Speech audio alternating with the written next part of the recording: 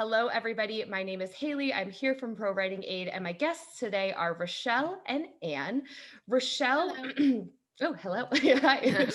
Rachelle trained under Sean Coyne of StoryGrid and has edited award-winning best-selling fiction and nonfiction. She attended the School of Art in the School of the Art Institute of Chicago Masters in Creative Writing program and has an MA in psychology from Goddard College. And then my other guest is Anne Hawley, who is a novelist and StoryGrid certified developmental editor who specializes in literary and historical fiction and indie screenplays. And we are so excited for your presentation today on horror. I'll turn it over to you. Right. Thank you. Well, thank you, Haley. Let me get my screen sharing going here and we'll get started. Well, thank you for having us. We're really excited to be back with ProWritingAid again. This is our second appearance. We really like you guys. So welcome everyone to the Essentials of Writing Horror from Pages and Platforms. We're going to go deep into the story type of the season, horror.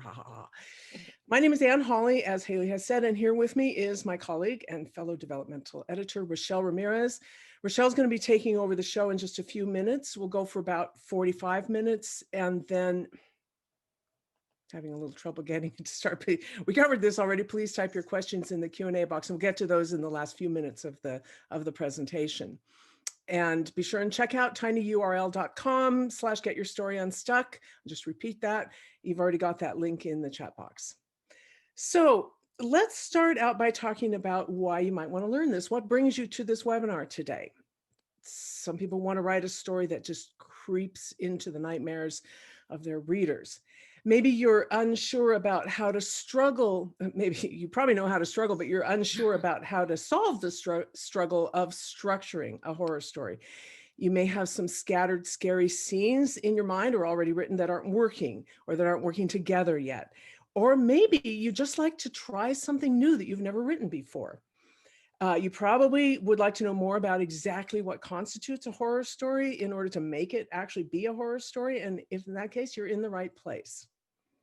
I'd like to go for just a minute into why we read and watch horror stories. Why do we want to write them? The first thing you have to understand is that stories of monsters are part of every culture's mythology. They predate written language, and they are not just primitive superstitions. Advances in science, technology, sophistication do not seem to eradicate the horror story type. We keep writing them. We just write them about scientific and technological monsters in sophisticated urban settings. So let's talk about what horror stories are for, since they seem to be so deeply embedded in the human psychology. They're largely cautionary tales, told to frighten people into behaving according to cultural norms. That's one psychological theory about them. They tell us that even when a hero comes and vanquishes that monster, we all need to remain vigilant because the monsters never really go away. They always come back. Can anyone say pandemic? People love to read scary stories because it's a chance to feel that thrill of terror, for that brain stem terror from a safe place. And because horror stories are so deeply embedded in culture and history all around the world, they are very hard to innovate. Everything's been done, right? So Rachelle is here to reveal all the secrets of the horror story type so that you can write a tale that surprises your audience while scaring the socks off of them. So with that goal in mind, here's what you're going to be learning today: what a horror story is and something about what it isn't, what every horror story needs in order to meet the expectations of its audience, how to incorporate all of the essential elements of horror into your story. And we're going to talk about what it takes to write a good horror story. Here are some steps. You need to read and study masterworks of horror. That's what Rachelle and I have done to come to this knowledge, and we're giving you the benefit of all of that research, but that doesn't get you off the hook for doing some of it yourself. We certainly haven't read or watched every horror story. There's all finally, this is really big, and it's a tough one. You have to be willing to dig deep into your own fears. We'll talk a little bit more about that later, but just beware. Okay, we have one caveat before we really get going here, and that's that a market-ready manuscript or screenplay isn't going to be a one draft process. Sorry about that. That's a very common fantasy among especially newer writers, that I'm just going to write it and it's done. It doesn't quite work that way. So what we'd like to have you do is think of the information you're getting in our webinar here today as a blueprint for assembling the parts of the story that may have come out in your rough draft into a solid structure. At Pages and Platforms, we call that solid structure a professional working draft. And the professional working draft is the point in your story where you have a protagonist with a definite change arc, the protagonist and antagonist each pursuing singular and conflicting desires, clear stakes, you know, the dangers or what's at risk here tied to what your protagonist wants and needs. In a horror story, that's getting away from the monster. There needs to be a strong premise reflected in every scene, yes, every scene, and all of the characters, settings, situations, and essential moments that a horror story requires are in place in your story. And finally, your story can deliver the emotional experience that the horror audience wants to feel. Rachelle is going to go into all of these in some detail. The difference between what I just described as a professional working draft and that ready to publish story is probably 3 or 4 more drafts. Hate to tell you. Also a full structural edit and a line edit and a copy edit. And if you're self-publishing, some proofreading. To understand how to write a horror story, let's look a little bit at what a horror story is and isn't. First of all, if it's a horror story, it's a horror story independent of its setting, okay? Settings are the landscape or the milieu or the type of the world where your story takes place. Some popular settings that horror can take place in are fantasy, science fiction, dystopian, historical, war, and Western. These are often referred to as genres. Okay, but a horror story is a story type that can take place in any of those backdrops. A fantasy setting is a story set in a world where magic or the supernatural is real, and a lot of horror stories have these elements. One example of a horror story in a fantasy setting is Evil Dead 2, and you're going to be hearing quite a bit more about Evil Dead 2 a little bit later in the presentation. Science fiction stories go into the future or an alternate present where there's advanced technology generally. A science fiction horror story is, one example is A Color Out of Space. This is a story where space and time are unraveling as a hydrologist tries to prevent annihilation from a mutant meteor. Okay. Dystopian stories also go into the future, but they're usually showing our real world gone terribly wrong. One example of a dystopian horror story is Zombiestan, which is set in 2030 in a post-apocalyptic India. That's only about 9 years away. Historical stories are set in the different world of a period in history.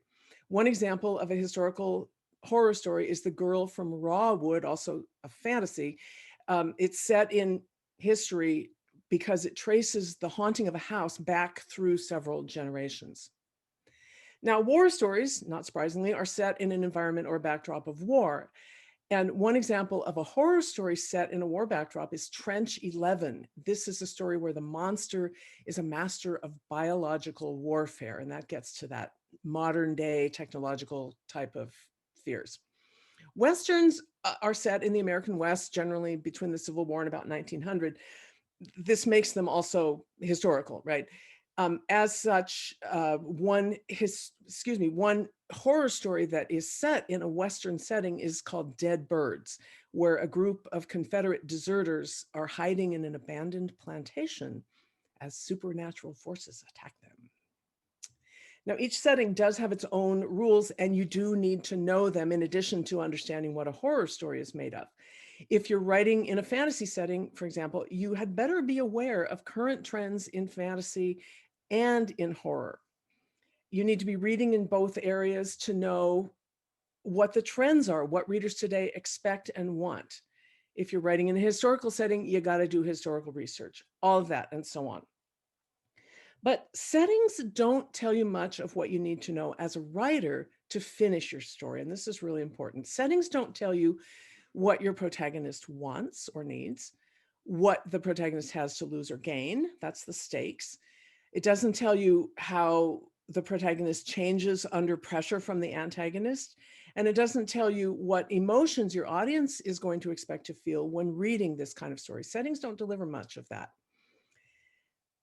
Settings actually don't define horror. No matter how dark and foreboding your setting may be, it doesn't necessarily put your story in the horror category. Think, for example, of the Gothic romance, also in a dark and foreboding setting.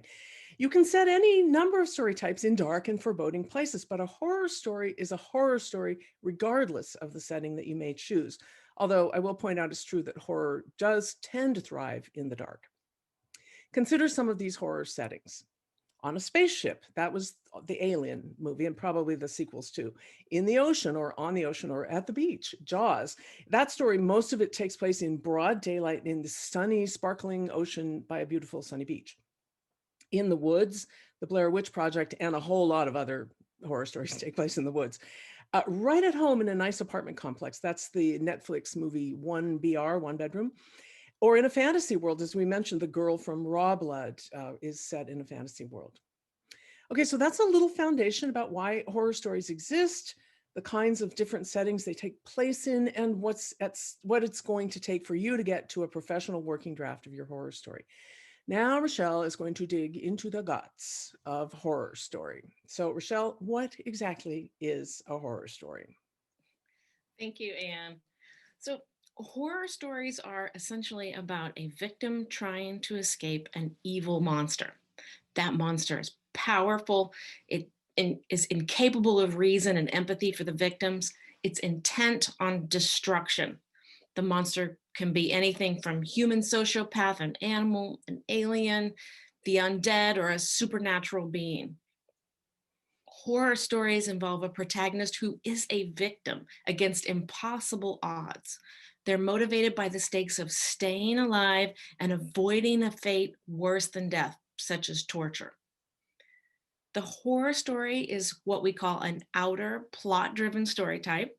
Now, this means that the emphasis is on the external events happening to the characters rather than on the character's inner journey of, say, change or growth. The focus of the story is not on what's going on inside the protagonist's head, but on the external stakes for the protagonist. So some horror examples are Get Out, where the monster is racism and those who embody it. The Haunting of Hill House, the monster's a paranormal presence. And Coraline, where the monster's a ghost. The horror story uses all the tools of good storytelling, which means your protagonist needs clear stakes, a defined want and need, and a definitive change arc. Your story must have a unifying premise, evoke particular emotions in your audience, and incorporate the essential characters, settings, and moments that horror audiences expect to find in your story. So let's see how you can make each of these essential components happen in your story. Now, keep in mind that we're covering suggestions here that you can adapt to the kind of story you want to write. And we're using a number of masterwork possibilities as examples throughout this webinar, so you have options. The audience emotion of a story is what a reader wants to feel. So that's the reason they choose a particular type of story. These emotions vary by story type. The horror audience primarily wants to experience terror and feel courageous in the face of it. The emotional range for the audience is terror, fear, excitement, relief, a sense of victory and escape, and vicarious bravery. So here's a tip. To create a terrifying experience, create tension between what the reader hopes for, which is the protagonist to wise up, escape, survive, and what they fear will happen, which is the gore and violence the monster inflicts on secondary characters. That tension pumps blood into the undead heart of your story and drags readers through the violence all the way to the end. Horror has specific character wants and needs. So that means, in this case, the protagonist wants to escape not only death, but a horrific fate worse than death. The protagonist needs to find a clever way to outwit the monster since they can't overpower it. Think about Chris in Get Out, who would not die if the monstrous people get him. He'd live trapped inside his mind, powerless to affect what they do with his body. Think about Ripley in Alien. She would die if the alien planted its eggs in her. Gross. But before that, she'd suffer knowing she was used to populate monsters, right? Story stakes are what the character has to gain or lose. The higher the stakes, the greater the pressure on the protagonist, until the cost of inaction is so high that they have to take significant risks. So you want to escalate the stakes as your story progresses, gets harder and harder for the protagonist. The stakes in a horror story are death and eternal torment on one hand, and life, escape, and defeat of the monster on the other hand. The stakes force the protagonist on a journey with one primary mission, and that's to stay alive without torture. The stakes must operate in every scene. Each scene must have stakes for your protagonist, and the stakes have to rise. The protagonist, say, starts out safe, and the risk of death and eternal torture should come closer and closer and closer. Any break in the rise of that danger must come from a sense of security that the readers can see as false. The stakes of a horror story run along a continuum from eternal torture to death to danger to escape to safety and to life or survival. Every scene should move the protagonist closer to escape and life or closer to death and captive torture. So in one scene, a protagonist trying to flee a monster on an island might find themselves in increased danger when the bridge to the mainland collapses, moving the protagonist farther from escape and life and closer to capture and death. In the next scene, the protagonist might learn there's a tunnel to the mainland, but much farther away. And that would move them from near capture and possible death and closer to the possibility of escape and life. Your premise is the message you hope your story will convey to your audience. It's the cause and effect statement that comes directly from your protagonist's choices. Based on what they need and what they want, it's what's at stake. With what's at stake. And the premise is a single sentence demonstrating the central idea of your story.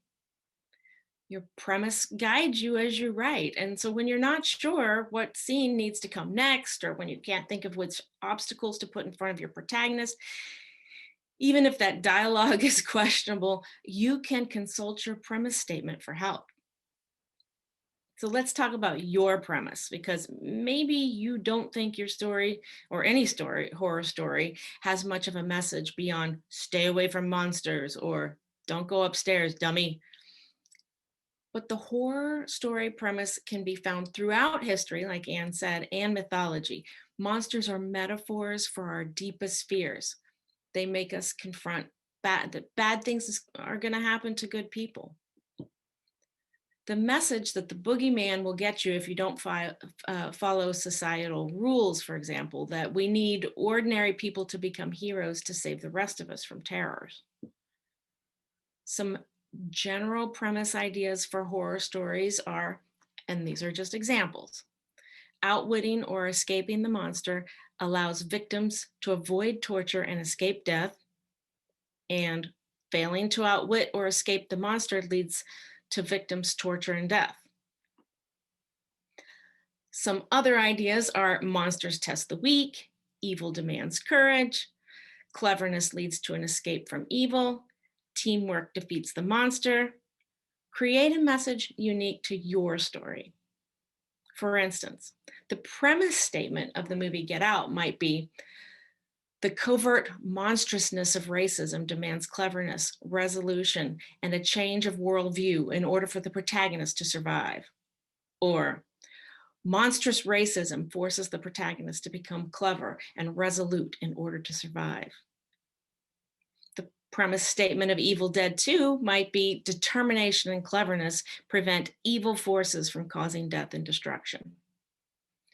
Now, since we mentioned Evil Dead 2 here, I'll note that We've chosen it as a masterwork to illustrate the elements of horror. If you're unsure which story might be your masterwork and you're not interested in writing something like Evil Dead 2, don't worry. We're using a number of masterworks as examples throughout this webinar, so you have some choices. In writing horror, it's important to note that there are essential situations and characters that create pressure for your protagonist. So every story takes place in a situation or a set of circumstances, and not all story types work in all situations. Every story also requires certain types of characters that are natural to the situation, and not all character types work in all types of stories. So while an engaged audience might forgive a missing essential character or situation, you strengthen your story when you deliver the characters and situations that are generally deemed essential for a horror story. Horror stories require specific types of characters. You'll need a protagonist who is a victim, and an antagonist that's a monster, and other victims. You need a seemingly powerless protagonist who is one of the monster's potential victims, who's actively trying to survive. The protagonist, well, even if they're haunted or estranged, has characteristics or goals that the audience can identify with. So, example, in the beginning of Evil Dead 2, affable and carefree Ash is in love and he's just looking for a good time. You need an antagonistic monster who won't give up their aim of devastation and annihilation under any circumstances and who can't be reasoned with. The monster's power is vastly greater than the protagonist's. That's important. And here's a quick tip on characters. Let the audience experience the power of the monster while emphasizing with the victims. Make them feel for the protagonist and enjoy watching them suffer. Make the readers relate to the victim and, to some extent, to the monster. You can encourage the audience's identification with the monster by giving that monster believable behaviors and motivations. So the writers of Evil Dead 2, like many writers of slasher films, chose not to do this, and they lost respect of a large number of horror viewers who, well, frankly, blew the movie off as parody. The monster in most horror stories is simply living out its nature. That means it wants to survive, eat, procreate, or defend its territory. Even in Get Out, the human monsters are acting out of their selfish desire to survive. The innovation is that they're human, they know right from wrong, and it's the evil of racism that allows them to proceed. You need additional victims who die, demonstrating what not to do. Their deaths reveal the monster's full power. So, for example, in Evil Dead 2, Ash witnesses the power of the monster when it kills his girlfriend and transforms the natural environment. Think the trees. Also, there must be something, so a character, a narrator, a news report expressing the belief that the monster is unbeatable. This source could be the protagonist or another victim. In Evil Dead 2, the narrator begins the story with a speech on the unbeatable nature of the evil force. So back to those important settings. We've identified 5 essential components of a horror setting. The first is that the setting of a horror story has to allow for the existence of a monster. Places like the woods, a remote area, the ocean, outer space. Evil Dead 2, it's set in a large expanse of woods. The second is that victims must have trouble contacting outside assistance. So, like, if they could quickly get help, there's no story. In Evil Dead 2, Ash, the protagonist, is in an isolated cabin with no phone or internet. The third is that the environment must be a crucible that is not easy to escape, preferably controlled by the monster.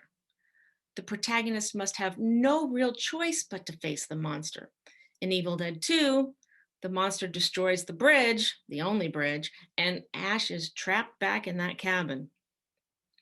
The fourth is that the setting is usually, not always, dark, claustrophobic, and labyrinthine. allowing the monster to conceal itself from the victims as well as from the audience, while preying on its victims at will. In Evil Dead 2, the setting is dark, it's foggy, even the lights in the house are low. So here's a quick tip on setting. To mask the power of the monster, keep the monster out of view as long as possible and progressively reveal greater levels of its power. The fifth is that the setting begins as ordinary for the victims and becomes extraordinary when the monster attacks. So in Evil Dead 2, it's daytime when Ash and his girlfriend happily travel to the cabin for a vacation from the city. A carefree Ash, he's just pursuing romance. As we mentioned before, horror stories have essential situations, and we've identified 8 that we'd like to share with you. The first essential situation is that the first deadly attack by a monster puts the initial pressure on the protagonist. In Evil Dead 2, the monster attacks from outside the house, killing Ash's girlfriend. The second is that the protagonist actively tries to survive. They can't just sit around waiting to be killed, perhaps pondering the afterlife or something. The protagonist investigates and finds out the truth behind the horror. So make them scared as hell, doing everything they can to survive. In Evil Dead 2, heck, Ash is willing to cut off his own hand to survive. You name it, he plans to go down fighting that monster. The third is that lives depend on the protagonist defeating the monster. In Evil Dead 2, that evil force will take over the world, killing countless others if it's not extinguished. And in the end, Ash is expected to save the beings of an entire second world. Poor Ash. The fourth essential situation is that the events of the story are improbable or impossible. In Evil Dead 2, the evil force is unleashed by playing a recorded passage from an ancient text. The evil possesses people, animates murderous trees and body parts, and turns a woman into a long-necked monster. That's pretty improbable, I hope. The fifth is that the story contains elements of suspense. So suspense is a form of narrative drive where the audience and the character know the same amount at the same time. Because the monster attacks randomly and never rests, the audience, just like the protagonist, never has a chance to settle. In Evil Dead 2, the monster is out of view and the limits of its power is completely unknown. And what the hell is Ash even fighting? I don't even know. I didn't even know until I read the Wikipedia what that thing was. And the monster is in constant pursuit. The sixth essential situation is that the protagonist is the final victim, the last survivor standing. So, or is among the few remaining survivors at least. The characters killed can be agents of the monster and the protagonist has to kill them too, or the allies of the protagonist, the monster kills them. Evil Dead 2 incorporates both. Ash is the only person in the forest for most of the middle build, and in the end, he's falling to his knees and screaming because he's reached what he believes is damnation and expected to fight the monster alone. The seventh is that there's a false ending. There must be what seems like 2 endings. Now, this is likely a current trope that's become a predictable cliche. So you want to be innovative in how you use the false ending. In Evil Dead 2, Annie's incantation sends the monster back to its origin, but the incantation opens a vortex that transports Ash to another world in which he's expected to, again, eradicate that monster. The final essential situation we've identified is that the monster is vanquished in the end, but not definitively. If the monster is killed, there are offsprings or others of its kind to maintain the possibility of more terror to come. So leave the reader with information that proves or implies that evil still lurks. The monster may return, but where and when you're going to leave unknown. In Evil Dead 2, the knights tell Ash they believe he's going to save them from the monster lurking in his new world. We've mentioned essential moments. They're the tent poles supporting the whole fabric of your story. So every story requires change, and we've identified key moments of change that you'll want to build your horror story around. In the setup of a horror story, the protagonist is safely engaged in everyday activities, usually with others. Once the monster has attacked, those activities will prove relevant to the protagonist's fight for survival. So Ash and his girlfriend arrive for a romantic getaway. In the inciting incident, a monster attacks someone near the protagonist, sparking the protagonist's desire to survive and escape and changing their state from normal to frightened. In Evil Dead 2, the evil force kills Ash's girlfriend and reanimates her as an evil minion. In the Act 1 peak, which is the classic, say, refusal of the call in hero's journey terms, but in horror, the protagonist has little choice but to act.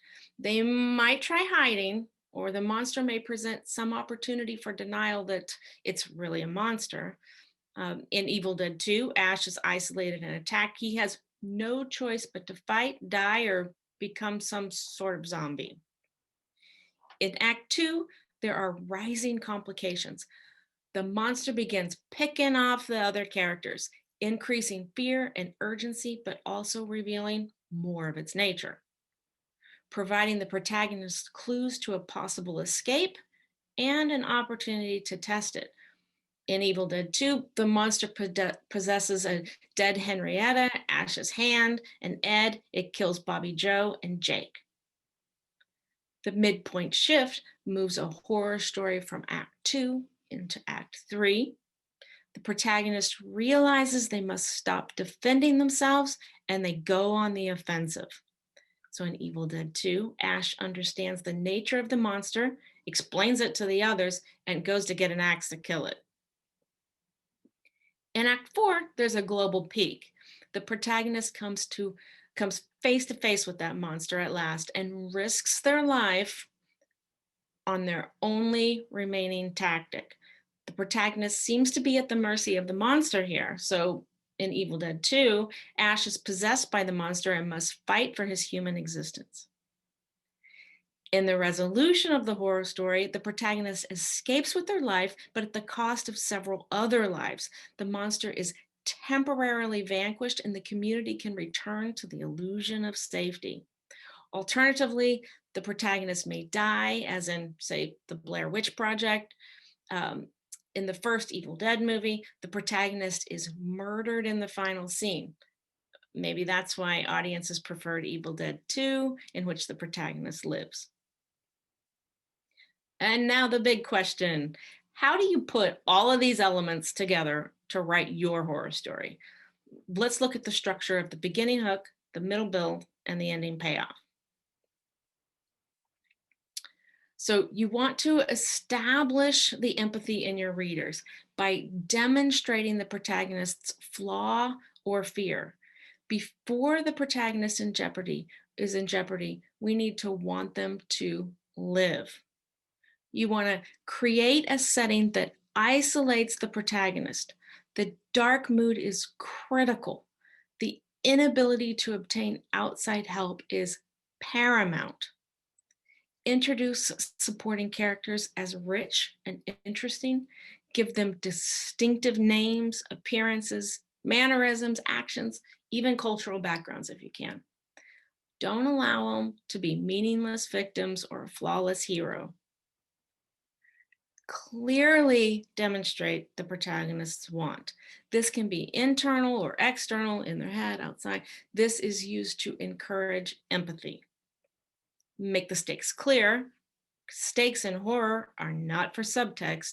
What can the protagonist gain or lose? Get to the inciting incident of the global story as soon as possible.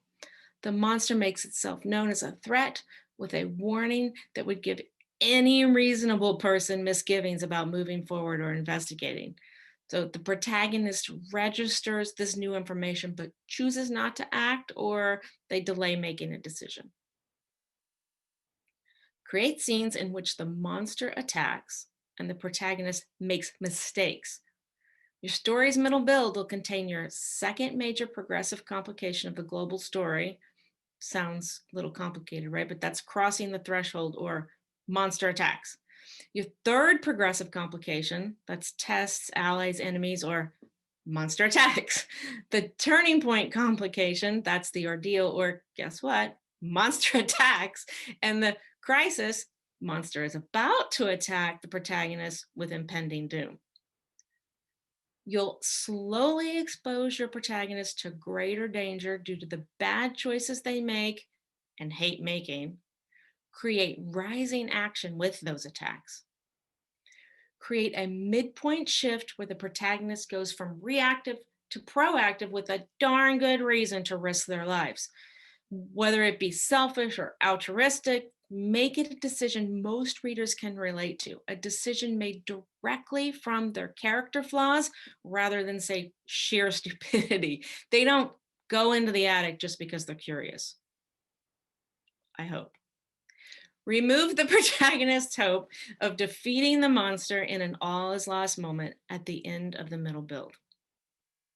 Create a false ending in which the protagonist appears to win. So optionally, you can save this for the fourth act. I've seen this moved around a bit. In your ending payoff in Act 4, write a big climax in which the protagonist fights the monster directly. Show the protagonist confronting their fear or flaw. Demonstrate how the protagonist outwits the monster for a prescriptive tale, or show the monster overpowering the protagonist for a cautionary tale. Just as the protagonist is about to be killed by the monster, enable them to win. So give them sudden courage, ingenuity, a tool, a revelation. This won't be a deus ex machina, but it will have been foreshadowed and set up very early in the story. It shouldn't be a surprise. If the story is a cautionary tale, the protagonist fails to defeat the monster and either dies or suffers a fate worse than death. Now, you could end your story here, or if your story is prescriptive, you can circle back around to the norm of the beginning and show the protagonist having expressed their gift or confronted their fear. If your story is cautionary and they live to suffer a fate worse than death, give a glimpse into their doomed life. In the end, prove or imply that evil still lurks. The monster will return. Where and when? You leave that unknown. The takeaway you leave the audience with is that evil is never entirely conquered. They could be next, and they must remain ever vigilant. Now, before we move into the Q&A portion of this webinar, we have some final suggestions for writing horror. So I'm going to pass this back to Anne. Well, thanks, Rachelle. That is a ton of information. It's great information, and I imagine people will want to review this webinar more than once to get it all down. There's a few more thoughts about the overall approach to writing a horror story. First of all, horror stories depend on dread and a creepy feeling, but that doesn't mean they're slow. In fact, out of all the story types, horror is the one that requires the fewest scenes, the leanest scene count, and the most efficient scene turns. You need to strike a balance of style somewhere between writing like Hemingway and writing like Tolstoy. Try not to insert descriptions, emotions, and thoughts in the midst of action scenes. This is actually pretty good advice for any story type. Use those instead as separate moments to give the reader a chance to catch their emotional breath occasionally. And don't be afraid to use humor. If a lot of horror contains a lot of humor, Evil Dead 2 is actually quite a funny movie. If your reader alternates between laughing and screaming, you're probably on the right track. Consider your use of gore. Poorly crafted horror stories use sensational violence in the place of actual imagination. You want to walk the line between the explicit and the suggestive. Let your reader's imagination fill in the gaps because they're going to do that more horribly for themselves than any words you could put on the page. The horror reader is naturally ready to suspend disbelief, but don't push it too far unless you're aiming for horror parody. which the Evil Dead 2 could also be considered. Keep things plausible within the story world that you've established. Also, very good advice for any story type. Beneath the plot of the horror story is the subtext of its narrative drive. What I mean by that is that the horror story is propelled by tension that arises from dread and revulsion. Dread is the grim certainty that bad things are coming. That's the fear that you feel for the character. Revulsion is seeing how bad things are when they do arrive. A good horror writer will use cycles of dread to revulsion to keep that story driving forward. But in addition to just following guidelines, you have to do the work because horror is personal. You need to get stirred by your own writing so that your readers will also be stirred by it. You got to mine your deepest fears for the material. The truth resonates with readers, whether it's the dentist, dolls, tunnels, clowns, weird antiques, or some other idiosyncratic phobia of your own. Use it and don't be afraid to create new monsters. Think about that timeless psychological value of horror stories that we talked about earlier and how those might relate to the modern world. There are new horrors arising in the news every day. Dare to write what others are afraid to write.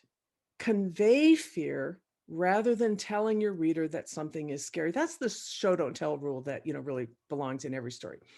Even if your premise is deadly serious, your story has to be entertaining or your readers won't read it.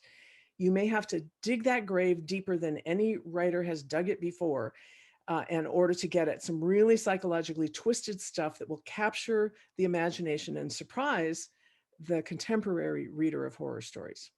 And whatever you do, don't pull your punches. You are focusing on dark material here. Look deeply into it, look it in the eye, and write what you find there. The best way to innovate on this timeless story type where everything's already been done is to know what others have already done and consciously update and change it. So in addition to using these guidelines that we've developed here from our own research into horror stories, you need to read and watch lots of horror stories yourself and really internalize them as a story form. That way, you know what's a trope now becoming a cliche, and which of your own ideas are really fresh and new and which ones are just hackneyed. Here are some masterwork suggestions for you to do research for different subtypes of horror stories. If your monster is rational and explainable, like, say, a sociopathic killer or a Frankenstein-like creation of science or aliens or something like that, some masterworks might be Alien, Frankenstein, and Get Out. If your monster is from the spirit world and can't be explained in any way by conventional rationality, check out the Evil Dead movies, The Conjuring, the Amityville Horror, and the Blair Witch Project. Now, for possession stories where the monster is a demon or is an undead being like vampires or zombies, try The Exorcist, Child's Play, and The Vampire Chronicles, among many others. You could also look at the original Dracula. If your monster might be a murderous sociopath or might be possessed by a demon, but we never really know for sure, some masterworks to look into could be Friday the 13th, Saw, and Carrie. So before we go into the Q&A, which is coming right up, let's do a quick review of what you've learned in this webinar today. You've learned what a horror story is and isn't. Rachelle has covered what every horror story needs in order to meet the expectations of its audience. First of all, clear, high stakes, a protagonist with a singular want and need, a protagonist who is different at the end of the story than they were at the beginning because of what they went through, a clear premise that guides you as the writer all the way through the writing of the story, the emotions that you need to deliver in order to satisfy the horror audience, and the character types, the situations, and the moments that are specific to the horror story type and that the audience for that story type is expecting, and how those things work. You now have a list of masterworks to study so you can deepen your own horror story knowledge further. You have a 4-act structure to hang your story from. And in short, you have all the basics of a horror story, and you have a plan you can use to push forward and finish that horror story that is going to terrify, creep out, frighten, and generally delight the horror story reader. We hope everything we've covered here inspires you to incorporate these ideas into your horror story, or even try your hand at horror for the first time. If you have a question, be sure to get that into the chat box. And while we queue that up for you, we'd like to remind you to visit tinyurl.com, get your story unstuck, to watch our webinar guide to the 7 essential story types. Horror is only one of them. So now on with the Q&A, and I'll stop sharing my screen here if I can figure out how. There we go. Wow, thank you Okay. so much. This was amazing. I do want to just highlight for people that I know there's so much information in here. You will get a recording of this webinar, so you'll be able to, like Rachelle said, watch it and keep it and refer back to it and go back over and over again and share it with your friends and all that type of stuff. So don't worry, you will get a recording.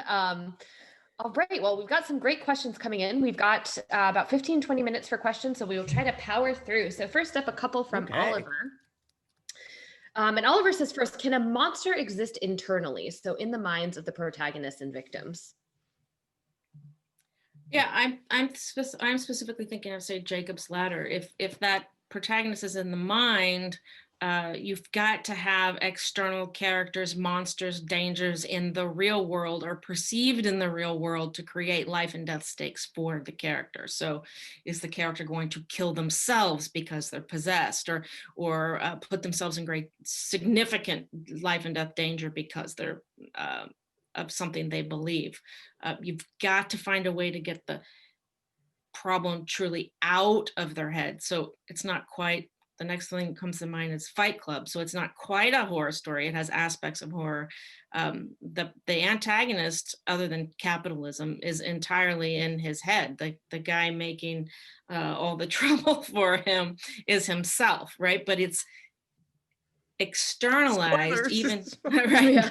It's externalized. Even we, the reader, think that it's an embodied character in the real world. So if the protagonist is just running around thinking terrible thoughts, it's not really a story, is it? I mean, it's more of them being a villain than it being a horror story, right? Yeah. So another kind of question about monster and protagonist in one. So someone says, you mentioned Carrie, and in that she seems to be kind of the monster and the protagonist. So how does that structure work?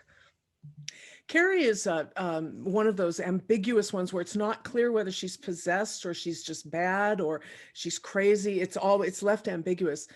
And yeah, it's not unheard of for the protagonist to have the problem that makes them the monster.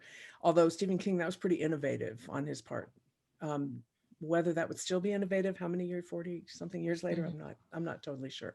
But she's what we consider an ambiguous horror story, an ambiguous monster, where it's not clear whether it's just her or it's the demon spirit of religion or whatever from her mother that's causing her to act. So Desiree asks, what about stories with the protagonist dying when the monster wins? Are these less satisfying for readers? Depends on the reader, I think. Right. So Blair Witch Project, they all die, right? That was a huge shocker surprise in the indie movie world, and it sort of put a bend in what people thought they could get, writers thought they could get away with the death of characters in the end. So yeah, you've got a certain audience for that and a certain audience not. Depends on what premise you're working from too. If you're really telling strongly cautionary tale, if you do not follow these rules of society, you will die. There no hero is coming to save you if that's your message. I mean, it's a little nihilistic, but it's a valid message. And if that's deep in your heart to tell, then tell that one. Being aware that, yeah, probably it will have a smaller audience than the sort of triumphant victory of the poor protagonist. Yeah, slightly. Sorry, go ahead, Rachelle. I was just saying, tell this again, want to just say what Anne said is, don't worry so much about your audience. Tell the story that you want to tell, that's in your heart to tell, because if you try and tell a different story, it's not going to resonate with readers in the same way. So maybe you have a small audience, but they are your diehard fans and will pass your book on and on and on. Whereas your other book might not get passed on at all, but a lot of people might pick it up in the first place. Right. Ross has a question about allegory in horror. So he says, how important is allegory in horror? There's a lot of opinions about what zombies represent, for example, but does the monster need to be a representation of some bigger concept? I think it does to be a worthwhile horror story. Otherwise, we're kind of in, we don't know what the evil force represents in Evil Dead 2, even though we used it as our running example. It's like, what's the story here? What's the point here? That's what made it a parody. There really wasn't much point to the monster. But when you think about what do zombies represent? I've heard that somebody theorizes that they represent immigration, for example. I mean, it's a really interesting idea, kind of a disturbing idea, but I think generally speaking, for a horror story to work, I mean, Rachelle, weigh in, but I think, yeah, the monster needs to be an allegory to some extent. Right. Well, yeah, and I would say all monsters do represent, all monsters really are an allegory, and that's how they exist, right? So in this case, depending on who's watching Evil Dead 2, is it the devil? Devil's just a pure sense of evil and chaos. Chaos is a monster, right? We all fear chaos. In Evil Dead 2, that monster is just simply chaos, right? But again, because we don't know for sure, they sort of missed that, it falls more into parody. So what kind of story do you want to write? Do you want to write a horror parody? Go ahead. There's a market for that, right? Heidi asks about believability. So can you give an example of aiming for believability while also making the story kind of improbable and possible as suggested in one of the 6 points of horror story building? It's all in how you build your story world. It's like the problem of any fantasy or science fiction or even historical story, you have to build the world so that the reader, you have rules of that world that are established and you don't break those. They're internal rules of plausibility. So if you set up a world where a kid can go to a boarding school and wave a piece of wood around and make things happen, then you set that up and then I believe it afterwards that Harry Potter waves his wand around and makes things happen. So that's the plausibility of the world. If I set up a historical world where people cannot get from point A to point B in faster than 15 miles an hour on a horse, then keep to that. And if you then introduce somebody getting there at 50 miles an hour, you're breaking the plausibility of your world, even though that's possible in our world. It seems really obvious, but it's pretty basic world building. Rachelle, did you want to add to that? Well, I was going to say there's a difference between, say, right, it's all in the setup, right? So in Alien, if an alien can implant its eggs in the character and it explodes the character, it kills the character, explodes the character, and whatever, that makes absolute sense to us. But if we're, say, in Evil Dead, all of a sudden aliens explode out of a character, wait, what? Right? Wrong world. Wrong world. Right. You gotta set it up. So do aliens exist? Not that we know of, but maybe. Probable, improbable. Are they gonna attack if they do exist? Improbable, but we're afraid. But if that's where you start your story with an alien Right. attack, then that's plausible for that story. Right. Yeah.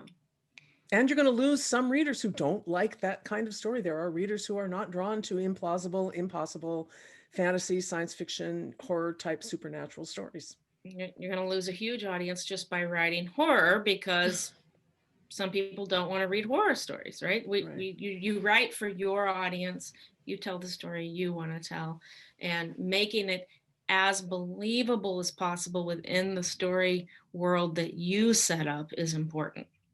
But sort of rough impossibility or improbability is really important in a horror story. Get Out is set in a really realistic setting. They go off to the Hamptons or wherever, and it remains pretty plausible until you realize the real thing that's going on, and there are surgical procedures that are impossible. So by that time, you're totally bought in. So you accept the implausibility of that basic setup. So Michael says, any tips on writing sequels where the antagonist and its intent is already known from book 1? Rinse and repeat probably won't cut it. So how else can the stakes be raised? I'm thinking develop the extent of the antagonist's plans while continuing with threat and the horror established in the first. I've seen, so sometimes it's the offspring or another character like the original monster if the original monster was defeated. If the original monster is, say, just temporarily vanquished, it comes back. It needs to wreak more havoc on a larger audience. The stakes need to be higher than in the first. So in the first story, maybe 5 people's lives were at stake. In the second story, it's maybe the fate of the world or the community, or it gets bigger and bigger and bigger, or there are more monsters to take. There are now 3 instead of 1, or you've got to up the stakes. Great. Someone says, is it possible to set a horror story, excuse me, without the physical isolation aspect? For example, setting a horror story in a populous city. How do you do that without losing the terror aspect? I know they did that in Parasite. It's set in Train to Busan. That was set in 2 large Korean cities. But I don't have the answer to the question. How did they keep, did the monster knock out communications? I mean, Godzilla does that in cities, right? And, the big monster in the big city. Rachelle? It usually ends up being an action story with aspects of horror. So it usually ends up not being actually a horror story without this. I'm thinking Freddy Krueger's movies. The reason why they're in a populous city with plenty of people who you could tell, hey, here's the problem, but the monster exists only in the dream world, in the mind of the character. So that's how they did that. Or the monster isn't believed by other people, so it's in the wiring of the electrical system and people don't believe that. And Stranger Things, it's in the ground and it's mysterious. It's sort of this parallel world, which is also isolated. It's or underground, also isolated, or in the minds of the characters and in their hearts. Somehow it's isolated. Otherwise, it ends up being primarily an action story where there's a hero who has to save the victims. Stranger Things is also set prior to cell phones and the internet. That's very helpful. Set it in 1987, if you want. Yeah, so it feels isolating because it can't talk about anybody. Right. They can't just call for help. The kids are out, away from a phone, right? Yeah, this is not horror, but I've been watching The Americans. I was like, so many of these plots would be solved if they had cell phones. But it takes place in the 80s, so that makes sense.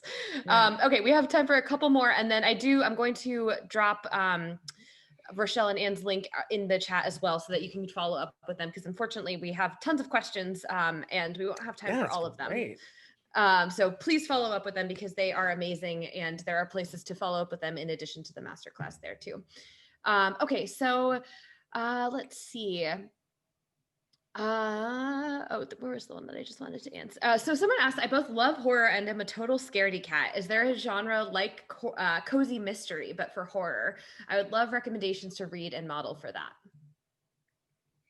Well, it wouldn't be horror, right? So you can have horror as a secondary story, and it could be more of horrific elements in a story that are more about danger than life and death, right? So maybe without the gore. Horror as a supporting story would be something like A Christmas Carol, most scary Halloween stories, most scary stories. I see somebody's mentioned Edgar Allan Poe, Moby Dick. You have horror aspects, but horror isn't your primary story type. It's your supporting story type. So you could certainly use it to support another storyline, a worldview story in which the problem was all in their head, and it's a big revelation that they have to figure that out. Children's stories, scary children's stories, are often supported by horror stories. So you could argue for Coraline not being a horror story, that it's actually a worldview story, or anything by Neil Gaiman, right? Supported by horror. That's common. You'd even say Harry Potter is supported by horror, but it's primarily action and worldview. Interesting. All right, Allison says, thanks so much for all these essential elements. Are these suggestions, and do you really think all 8 are needed in any horror story?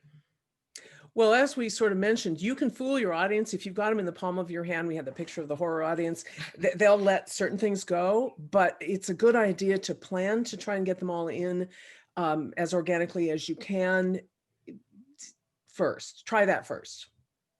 An audience will forgive your story if it's like really ripping, but why not give them everything? Right. And the reason why we limited this was these are the things we think you absolutely need. There are tons of other things we could put in here and say, consider adding this, consider adding this, consider adding that. But these were the absolute essentials that we think a horror story needs in order to fulfill the audience expectations. And again, play with it. If you're going to keep one out, do it knowingly, consciously, carefully. All right, and our final question is, Daryl, how can a horror story have a totally human antagonist, like for example in Psycho, or does that move the story into the thriller genre? Get Out has totally human antagonists. They're driven by a monstrous force, but they are just regular people. They make there's no indication that they have any special powers or skills. They're just monstrous in themselves. And thriller is... But it's very innovative. Get Out was very innovative. Won an Oscar for screenplay. Yeah, Parasite. And thriller is a marketing category, totally irrelevant marketing category. If you're writing a thriller, you should know that, but it's not a story type. A thriller is a combination of an action story, a horror story, and a crime story with some sort of internal movement for the protagonist, usually a worldview story. So it's a mashup of story types to create this particular marketing genre. So it doesn't exactly tell you what kind of story to write, as how you can write a story as a writer. It tells you how you would market your story. That's so interesting. And I feel like it's the kind of perfect segue into the masterclass where you're teaching the 7 essential story types. Because I didn't know that. I thought thriller was a story type. So I need to take the masterclass. So I'm dropping that link again. Anne and Rachelle, thank you so much for all of your time today. Everyone, I cannot encourage you enough to go to watch their free masterclass. And then their site also has information for you to get, in touch with them if you need to and work with them, because there's multiple ways that you can work with Anne and Rachelle and their team. So again, this webinar will be sent out as a replay so that you guys can keep watching it and sharing it. And I'm just going to keep kind of dropping the link in the chat until we end. But again, Anne and Rachelle, thank you. Any last words? No, thank you, everyone. What a great group of people. I'm sorry we couldn't get to all the questions. I would like to collect them and see if we can write up some answers to them. Yep, I will take a screenshot right now of all of them. Great, thank you. Just want to, Anne and I always encourage you, even if you don't think your story is important, it is, keep writing. Stories change the world, and we need your stories. We need them, so keep writing. Absolutely. Thank you guys so much. All right, I'm just taking screenshots of all of the questions so that they can follow up with you after. And thank you so much. Yeah, thank you guys all so much for being here, and we will talk to you next time and see you soon. Thank you. I'm dropping the link one more time. Thanks, everybody. Thank Keep you. writing.